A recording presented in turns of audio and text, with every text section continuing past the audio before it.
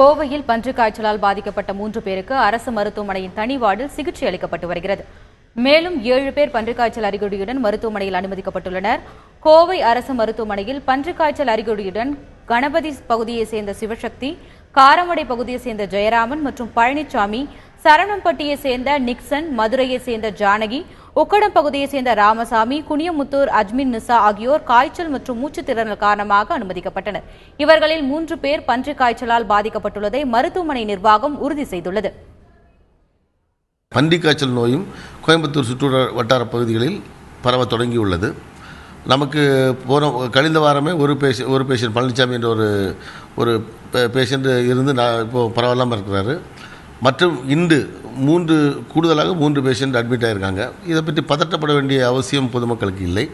இந்த பன்றிக் காய்ச்சல் என்ற நோய் காற்று மூலம் பரவக்கூடியது. நாம் தும்மும் போதும் நமக்கு வாயில் வச்சு நம்ம கர்ச்சீஃப் மாதிரி ஏதாவது வச்சு நம்ம தடுத்தாலே அது போதுமானது.